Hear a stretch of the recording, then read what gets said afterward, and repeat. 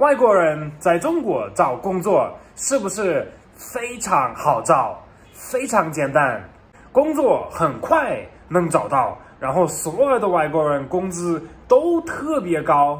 这就是有一些中国朋友们对在中国工作的外国人的一个影响。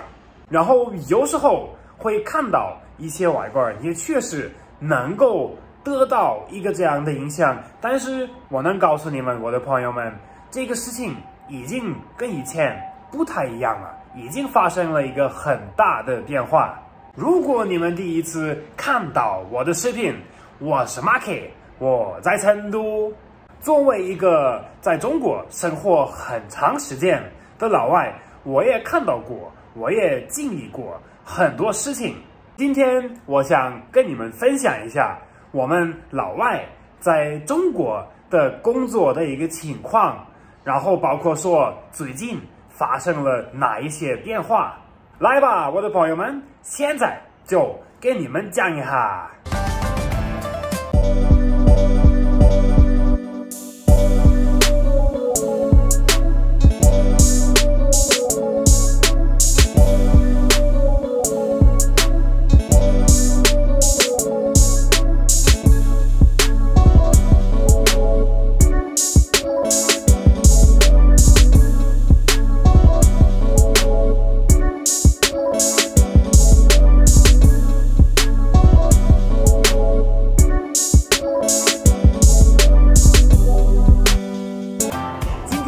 Marky 有一点兴奋，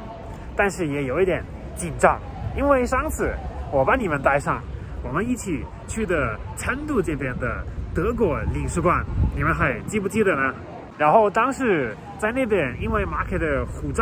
旧护照到期了，我就拿了一个新的护照。那么拿了新的护照，当然也要去申请一个新的工作签证和居留证。那么今天我就收到了成都这边公安局的消息，让我过来可以看一下我这次有没有通过。你们觉得呢，我的朋友们？所以说现在 Marky 准备进去了，去看一下 Marky 能不能继续待在中国呢？出来喽，我的朋友们！哇哦，这一次出入境这边工作人员态度非常好，很热情。这一次体验的还不错。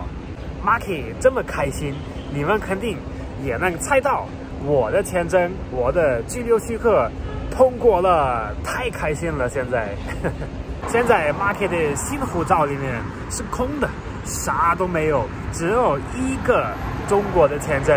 一个中国的居留证，希望之后还会加很多很多。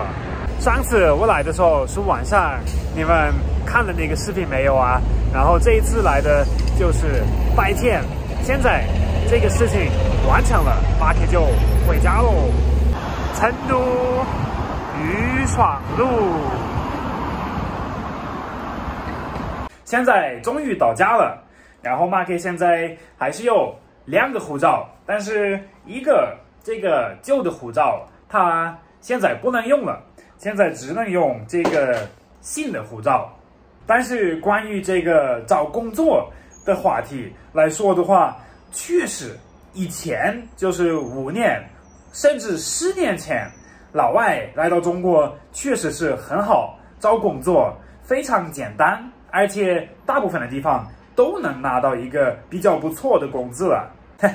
也可以说以前的话就是一个工作上的天堂。但是前段时间，就是这几年，Marky 发现中国这边需要外国的工作人员的量变低了，变少了，但是反而过来的外国人就越来越多了，就导致了现在老外来到中国找一个好的工作变得越来越不容易了。我觉得现在最大的一个区别就是现在需要外国人的数量变得越来越小，越来越低，但是对于外国的工作人员的质量要求和专业度就变得越来越高。也就是说，以前需要大量的很多外国人去做一些比较简单的工作，然后现在越来越变成需要一些教育水平非常高的、很专业的外国人去做一些比较复杂的事情。Market 感觉之后就越来越会往这个方向走，就是教育水平比较低的、专业度比较低的外国人在中国找工作会越来越困难，工资也会越来越低。但是那种高质量、高人才的那种外国人，在中国之后还是会被欢迎，还是会能够找到一个不错的、工资比较高的一个工作。那么还有就是我个人的一个看法是什么？我是觉得这个